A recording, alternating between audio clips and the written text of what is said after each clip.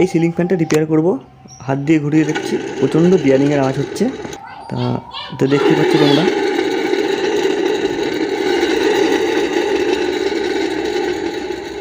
তো বিয়ারিংয়ের প্রচণ্ড আওয়াজ হচ্ছে। তা আজকের এই ভিডিওতে আমরা সিলিং ফ্যানের বিয়ারিং কীভাবে চেঞ্জ করতে হয় পুরো A to Z সম্পূর্ণ দেখব। আর ভিডিওটি সম্পূর্ণ দেখবে, আমি স্টেপ বাই স্টেপ প্রথম থেকে লাস্ট পর্যন্ত সুন্দরভাবে তোমাদেরকে দেখিয়ে দেবো কীভাবে বিয়ারিং। এটা হচ্ছে কমন, এটা হচ্ছে রানিং কয়েল এবং স্টার্টিং কয়েলের তার। আর কমনটা হচ্ছে রানিং এবং স্টার্টিং কয়েলের থেকে কমন হয়ে এসছে। তা পুরো ফ্যানটা খুলে নিচ্ছি, স্ক্রুগুলো। চ্যানেলে নতুন হলে আমার ভিডিও যদি ফার্স্ট টাইম দেখো অবশ্যই চ্যানেলটি সাবস্ক্রাইব করে দিও, আর পাশে থাকা বেল আইকন অন করে রাখো। ইলেকট্রিক্যাল নানা রকম নতুন ভিডিও সবার প্রথমে দেখে নিতে পারবে। আমি 3টে স্ক্রু খুলে নিচ্ছি, আর 2টো স্ক্রু ড্রাইভার দিয়ে প্রেশার দেবে, তাহলে দেখবে খুলে যাবে। উপরের যে আমাদের ঢাকনাটা আছে, প্লেটটা আছে, আর যদি জাম মনে হয় তাহলে কোনো একটা কাঠের মধ্যে রেখে হালকা করে মারলেই খুলে যাবে।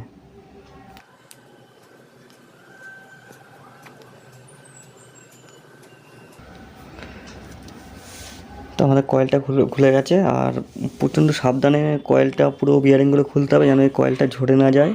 কারণ পুরনো ফ্যান যখনই, আর প্রথমে রিংটা যে আছে সেই রিংটা প্রথমে তোমরা যে কোনো কিছুতে মার্কার দিয়ে মার্ক করে নেবে, যে উপর সাইডে একটু একটা মার্ক করে নিলাম যেন পরবর্তীকালে ফিটিং করার সময় যেন এটা উপর সাইডে দেখা যায়, যেন ঘুরে না যায়, সেটিংটা ভালো হবে। তা যেমন ছিল সেমনই করা হবে।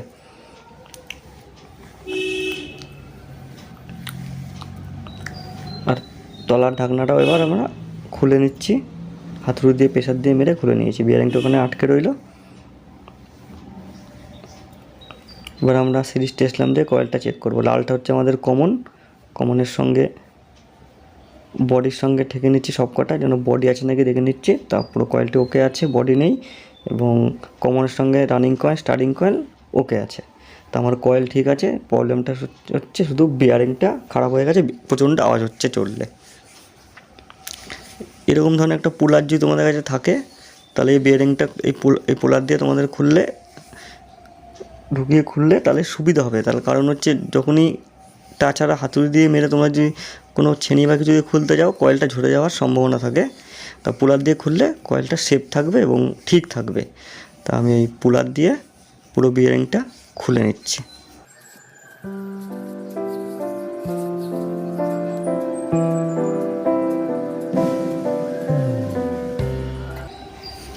পুলারটা জায়গা মতো লাগিয়ে আস্তে আস্তে রাউন্ড দিয়ে ঘুরলালেই আমাদের বিয়ারিংটা খুলে চলে আসবে।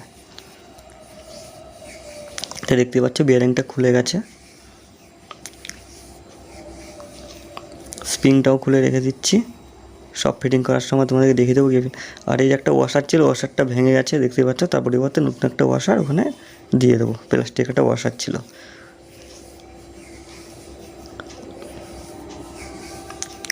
তারপরে তোমাদেরকে শ্যাপটা ভালো করে দেখে নিতে হবে, সিলিং ফ্যানের শ্যাপটা ঠিক আছে নাকি। দু সাইডের শ্যাপটা ভালো করে দেখে নিতে হবে যে কোনো ঘষে গেছে না তো। তো এই আমার এটা ঠিক আছে শ্যাপটা। এবার আমরা নিচের যে বিয়ারিংটা, যেটা 6201, তার নিচের যে বিয়ারিংটা 6201 বিয়ারিংটা এখানে প্রথমে ফিট করে নেবো। নিচের প্লেটে সবসময় যে প্লেটটা আছে 6201 থাকে, তো ওইটা হাতুড়ি দিয়ে মেরে হেমার দিয়ে মেরে ফিটিং করে নিয়েছি। হাওয়াজগুলো নেই এবং টাইটে ঢুকে আছে, বোঝা যাচ্ছে ঠিক আছে। আর উপরের যে বিয়ারিংটা আছে ওটা হচ্ছে 6202। তা 6202 বিয়ারিংটা খোলার আগে দেখো এই সিলিং ফ্যানটা 3খানা স্ক্রু সিস্টেম দিয়ে লাগানো ছিল, তো 3টা স্ক্রু খুলে নিতে হবে। আর অন্যান্য ফ্যানে যে স্ক্রু থাকে না, নর্মালি এই ফ্যানটায় সিস্টেমটা এরকম করা আছে, তাই 3টা স্ক্রু আমরা খুলে নিচ্ছি। অন্যান্য ফ্যানে থাকে না, তোমরা এখানে বিয়ারিংটা সেটিং করে নিতে পারবে। তা এখানে আমাদের লাগবে 6202। তা এই বিয়ারিংটা আবার খুলে নেব। এই পিছন দিয়ে কোনো একটা ছেনি দিয়ে বা কিছু দিয়ে তোমাদের মারলে রড দিয়ে এই বিয়ারিংটা খুলে যাবে। তা মেরে আমি খুলে নিচ্ছি। খোলা হয়ে গেছে। এটা হচ্ছে 6202। এবার নতুন একটা 6202 বিয়ারিং এখানে সেট করে দেবো।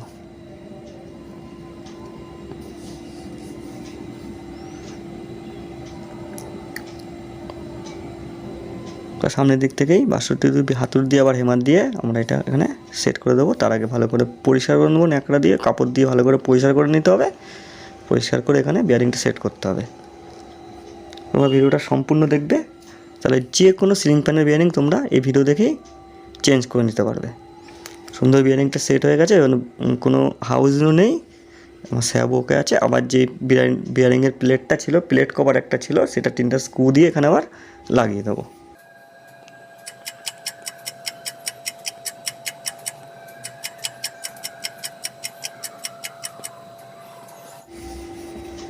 তার 3টে স্ক্রু আমার লাগানো হয়ে গেছে। তার 2টো বিয়ারিং আমার এখানে সেট হয়ে গেল, 6201 এবং 6202। এবার ফিটিং করব। যে রিংটা আমরা মার্ক করে রেখেছিলাম, এটা উপর দিকে ছিল, এটা সেমভাবে রিংটা এখানে বসিয়ে নিলাম। বসিয়ে নিয়ে এবার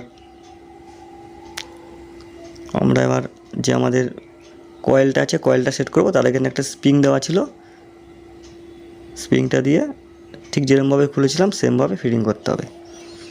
আর ফিটিং করার সময় এই বিয়ারিংয়ের এই যে রিংয়ের কোর এবং আমার যে কয়েলের কোর যেন সমান থাকে, তাহলে ম্যাগনেট ফিল্ডটা তাহলে সমান হবে, যেন সমান থাকতে হবে। রিংয়ের কোর আর সেটার রোটার যেন সমান, পুরো একবারে সমান অবস্থা, দেখতে পাচ্ছি এখানে পুরো সমান আছে। তাই এবার 3টে তার ঢুকিয়ে উপরের যে প্লেটটা আছে এখানে মেরে দেবো। তার ফুটোগুলো যে 3টে ছিদ্র আছে, ছিদ্রগুলো সুন্দর একই সমানে রেখে এখানে জোরে প্রেশার দিলেই সমান সমানে পুরো ঢুকে যাবে। আমি বাড়ি মেরে ঢুকিয়ে দিচ্ছি, দেখতেই পাচ্ছ তোমরা, একদম ইজিলি এবং আস্তে আস্তে করছি আমি, তোমরা ব্যাপারটা সুন্দর করে বুঝতে পারো। এবং যে কোনো বিয়ারিং, যে কোনো ফ্যানের বিয়ারিং তোমরা নিজেই এই ভিডিও দেখে ঠিক চেঞ্জ করে ফেলতে পারো। 3টে স্ক্রু এবার ফটাফট লাগিয়ে নিচ্ছি আমরা।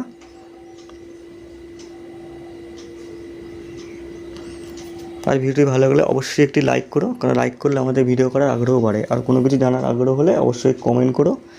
আর আমি এই ভিডিও ডিসক্রিপশনে আমার হোয়াটসঅ্যাপ নাম্বার লিঙ্ক দিয়ে দেবো, সেখান থেকে তোমরা আমাকে যে কোনো সমস্যা ইলেকট্রিক্যাল আমাকে মেসেজ করে নিতে পারো, প্রয়োজনে কল করতে পারো, কোনো অসুবিধা নেই, যে কোনো ইলেকট্রিক্যাল প্রবলেম। এবার 3টে যে স্ক্রু আছে তার স্ক্রুড্রাইভার দিয়ে ফুল টাইট করে দিতে হবে। 3টে স্ক্রু আমি ফুল টাইট করে দিচ্ছি।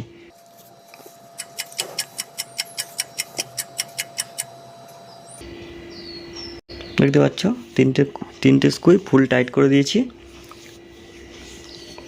টাইট করে হাতুড়ি দিয়ে মেরে সব দিকটা ঠিকঠাক করে বসিয়ে এবার ঘুরে দেখে নিচ্ছি পুরো ইজি আছে, এবং দেখতে পাচ্ছ পুরো ইজি হয়ে গেছে।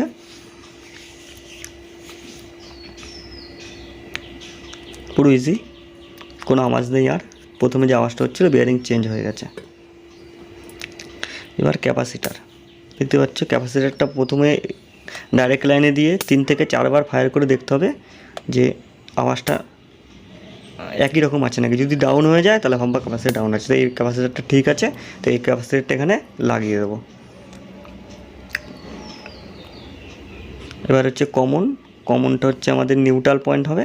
আর যেটা আরেকটা হচ্ছে স্টারিং কয়েল, রানিং কয়েল, 2টো ক্যাপাসিটার পয়েন্ট হবে।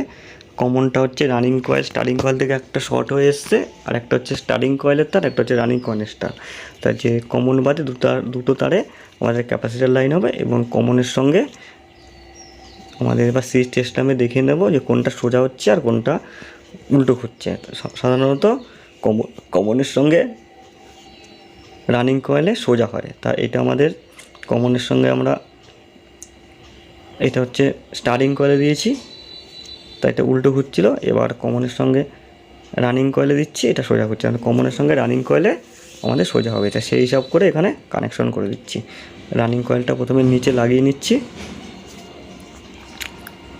আর মিডিল হচ্ছে এখানে যেহেতু 3টে স্ক্রু আছে ক্যাপাসিটার কলামে, মিডিলে ওটা ঢুকিয়ে দেবো, যেটা কোনো পয়েন্ট থাকবে না। আর উপরে কমনটা উপরে দিয়ে দেবো, কমনটা উপরে দিয়ে দিচ্ছি।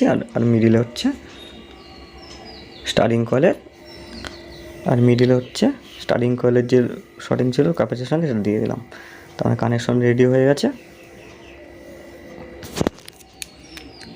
এবার চালিয়ে দেখে নিচ্ছি, দেখতে পাচ্ছ সুন্দর হচ্ছে। তা আজকের ভিডিওটা এতটাই ছিল। যদি ভালো লাগে অবশ্যই লাইক করো।